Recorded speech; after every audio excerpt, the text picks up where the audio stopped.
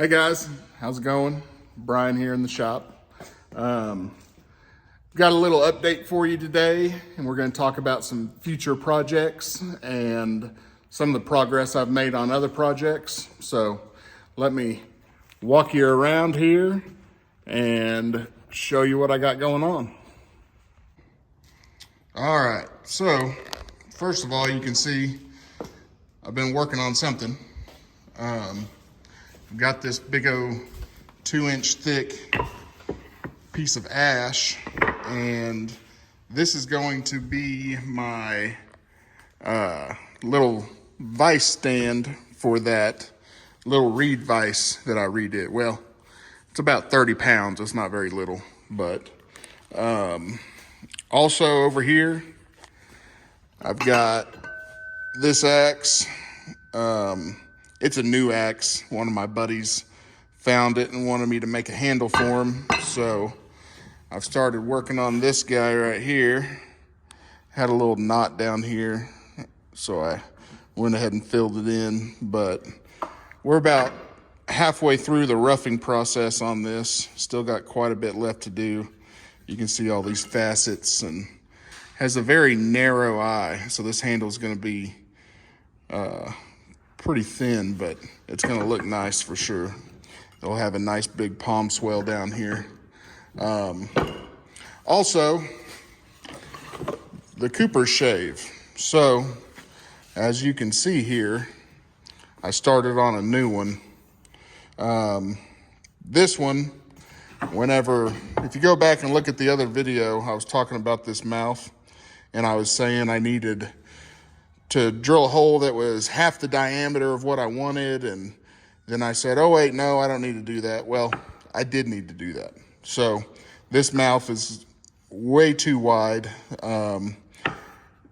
Whenever I finish it and I add the wear bevel on, this mouth would end up being about that wide. And that's just, I mean, you might as well just use a chisel whenever, you've got a mouth that wide. So I'm redoing it over here.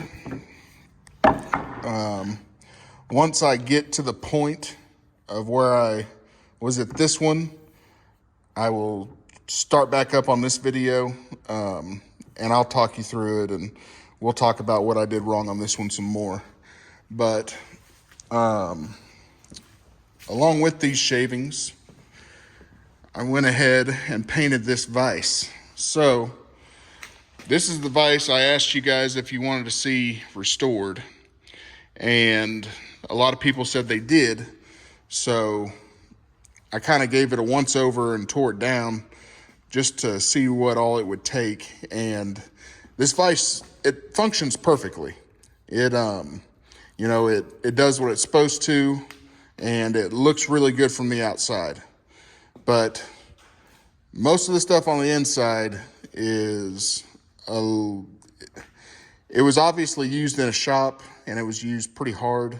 The keyed slot where the lead screw nut slides in is actually somehow it was worn out, and so they've got shims in there. These jaws, you can see how this one, it is like a C shape and wraps around. This one's been broken off all the way across the bottom. Doesn't hinder you from clamping anything into it, but it needs a lot of work, and I needed practice because I'm horrible at painting. I'm not a very good painter, and the reed vise turned out pretty good. So I went into this one trying really hard to get my process down for a future project. We're going to talk about that in a second. But real quick tip. This is high performance enamel, Rust-Oleum, professional. It says 15-minute fast dry. That is not correct. This stuff might not be tacky after 15 minutes, but I promise you it is not dry. So I put about 5 coats on this thing, and then Scout Crafter, he talks about putting putting things he paints on his radiator and getting some heat into it. So I set up a space heater, and I had all the parts disassembled, all painted, taped off and all that. And then I had the heaters blowing on it. And I had one on this side and I had one on this side. And I was trying to, like I said, I was working on my process, trying to get it down. I had it setting with the heaters on it for 24 hours. I timed it exactly 24 hours. I start assembling it, and everything I touch is getting fingerprints all over it. I had a beautiful finish on this thing. If you see this glossy finish here, if you move right there, see how it's gone. So, and then I tried to put a couple more coats on it, and it turned into a big ordeal. Also, let's see here. You see even this, I painted this black. It's the only thing black on here. It's got some overspray on it. But you can see down here, that white showing through, that's the primer. So as I tighten this down, it wasn't dry. Also, whenever you're doing vices, one thing to pay close attention to are your mating surfaces, or your surfaces that will have friction or, anything like that. You should really make sure and tape those off good. I thought, thinking in my head, not really investigating and looking at it, I thought most of this was going to be overhanging, so I didn't tape it off on the bottom. Well, on Reed Vises, they have this extra little lip, and I'm sorry, Prentice and Reed, both of them have it. But anyways, so I didn't do anything with that.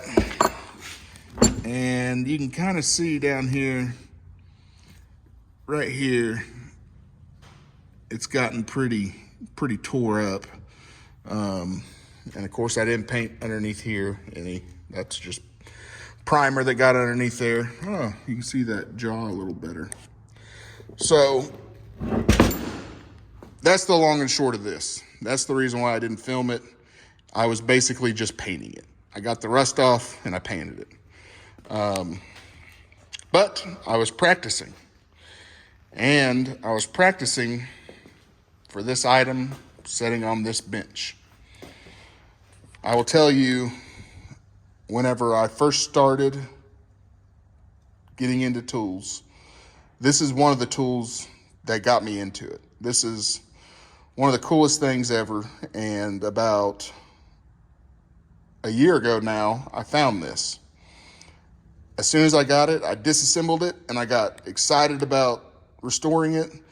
And then we decided to sell our house, and we lived in an apartment for 6 months, and then we found a place, and it took 3 months to get out here. And so this thing's been in storage basically for a year in pieces. And I wanted to assemble it for this video instead of leaving it in pieces.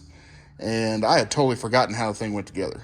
So after watching a few videos and spending about 3 hours total, I got all the 52 pieces or so back together. Usually a vise has, not including the jaws or screws, you've got like 3-4 main components. This vise is very intricate. It is an Emmert pattern maker's vise. So this vise can do almost anything. It would be hard for me to name something that it doesn't do. So first of all, the jaws are right at about 18.5 inches in length, and they are about 7.5 inches tall. And then it has an opening span of right at about 18 inches. You lose, in total, this thing it's got like a 21-inch lead screw in it, but you lose some because your nut is back in here and, whatever else. So you've got 4 dogs right here that pop up. it doesn't have a normal Acme thread in it. It's a lot less threads per inch. Hey, buddy. What's up, dude? So a quarter turn on this thing moves this about, I'd say, a little more than half an inch. So it's a very quick moving vise. It's very heavy duty. This little knob right here,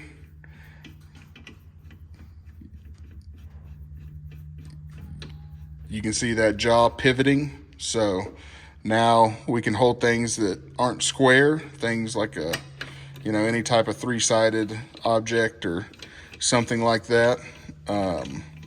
Whenever this is mounted to the vise, this is your mounting bracket right here, and it pivots. So you have this bar right here. This is screwed onto the bottom of your bench, and this entire vise can turn 90 degrees up, or you can have it at 60 degrees, or whatever degree in between 0 and 90. So you can hold something flat against the bench all the way out. Let's see if I can do this with one hand. Oh yeah, this vise also weighs about 93 pounds with the adjustment bar and all that on it. It's very heavy. You can see here, Emmert Manufacturing Co., Waynesboro, PA. Emmert's patent, August 11th, 1891. And then we got April 11th of 1905, USA. It's got some little mounting holes down here so that you can put like your wooden vise jaws in here. It also has metalworking jaws down here, which are actually in beautiful condition. They have all the teeth still on there and everything. But yeah, this thing, these little knobs down here, you push these up. They're a little tight. Let me grab my brass hammer here. That's what pops your dogs out. They have a very large spring that holds them in. Very, very cool. So, like I said, I've been practicing. So, like I said, this vise was my first practice run. It weighs about 30 pounds, and it's a 3.5 inch vise. So, we can kind of use it, oh my goodness, to scale. Put this all back together here. I mean, look at the difference in those. It's crazy. I'm so excited to have this. I want to restore it soon and make the video for it. The only problem is you can mount these on like a 4-inch thick, bench like that one, but it really calls for a 2-inch thick table bench because of the way the mounting system works. And it is almost 100 pounds. So I would really like to have a dedicated bench. So that's something I'm also going to be working on. This will be kind of the star of the show on that bench. And it'll go somewhere in here. But that's all I got, guys. I just wanted to update you guys on some of the stuff I've been working on. If you guys want, I can show mounting this vise to that ash block over there. And since I was derusting those vices, I had a lot of stuff that was rusty that I went ahead and put in there. Some bevel gauges, very cool little double iron spoke shave, a Wheelwright's Traveler, a nice little Her brand tire hammer ball peen. Very cool. This is a little Swedish, let's see, there it is. SAW or Wetterling's axe. Yeah, while I was painting that black vise, I had this Stanley flooring hammer. I tried to paint it. Honestly, I don't like it. I'll probably just strip that paint off. Oh yeah, and back here we got a Cheney nail holding hammer. It's got 2 little ball bearings in there with a spring that hold it in. But yeah, some cool stuff. Anyways, this video is running long. I appreciate it, guys. Thanks for watching. I hope that you guys have a awesome weekend and a great day. And please get out in your shop, try and relax and have some fun. Be safe out there. Thanks, guys.